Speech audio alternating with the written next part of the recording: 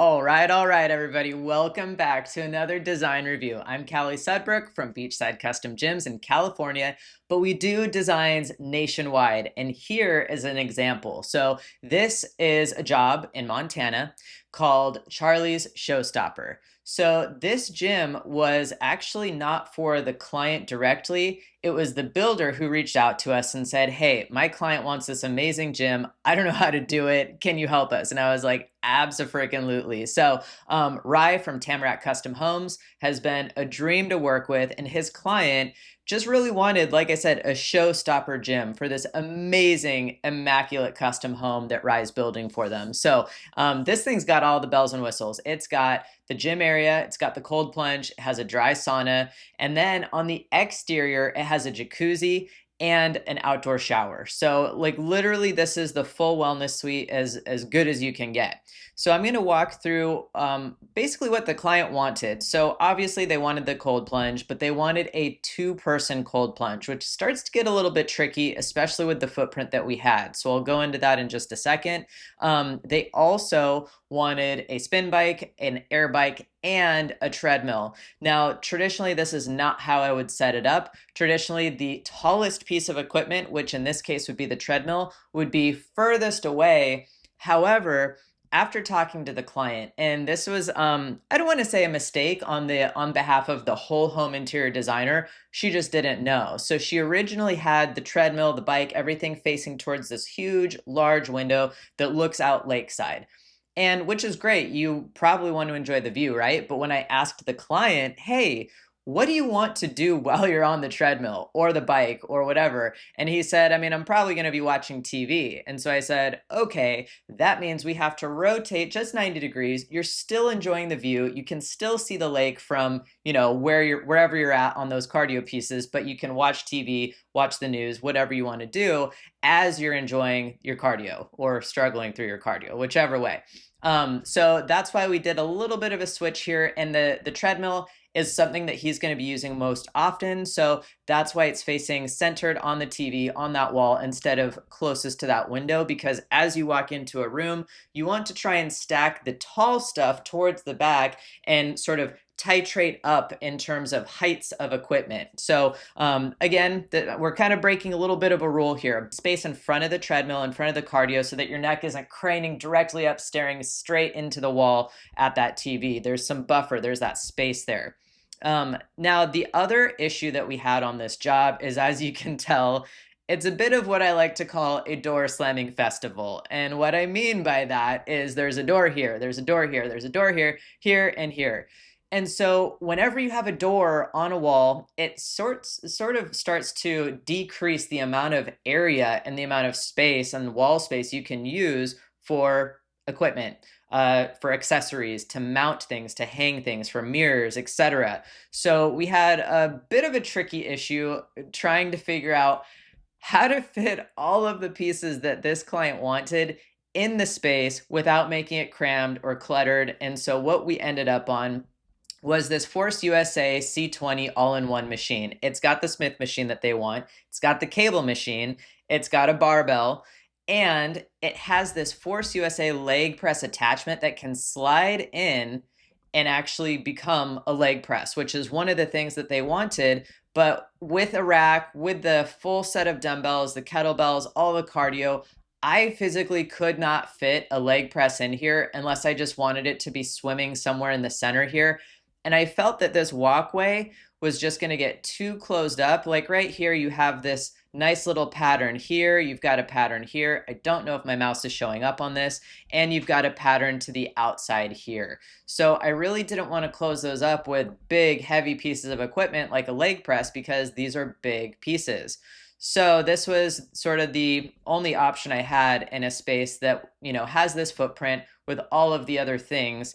And we really can't put anything over here. We've got a powder bath, which has an entry exit. We've got the sauna entry and exit, cold plunge, and then the mechanical room. So we really can't block any of these things off and utilize this space, unfortunately.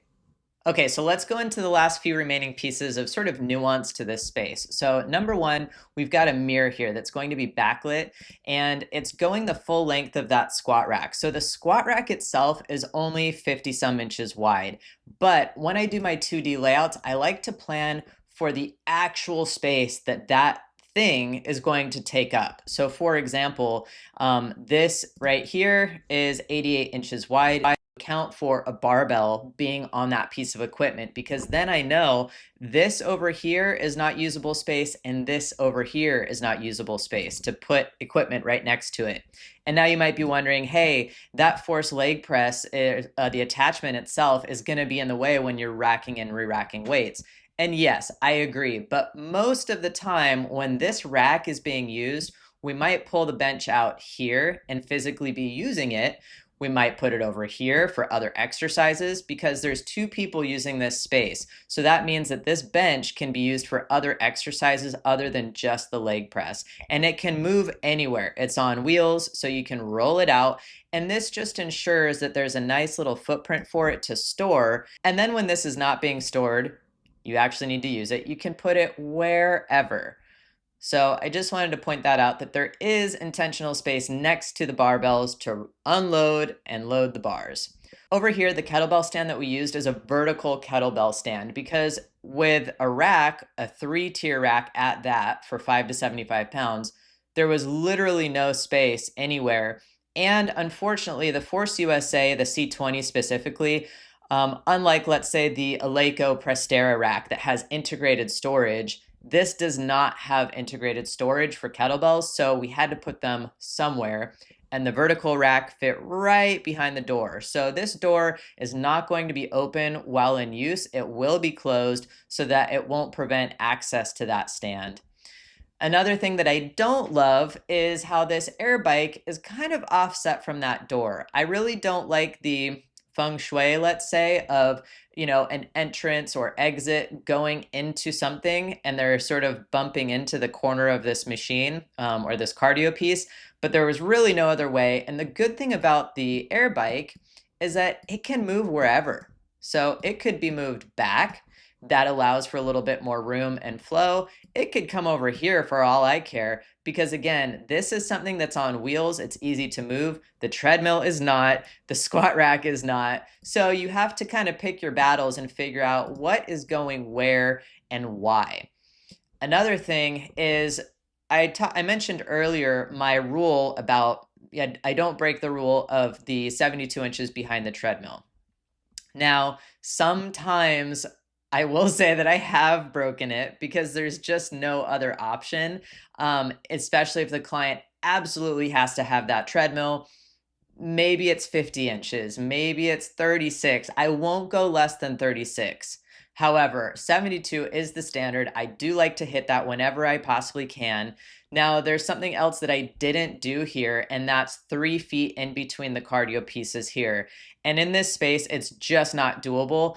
And to be quite honest, I think there's still plenty of space on a spin bike. You're not flailing your arms around or doing anything crazy. Treadmill, you've got plenty of space within the body of the treadmill. And the air bike, like I said, you can roll wherever and use it at will.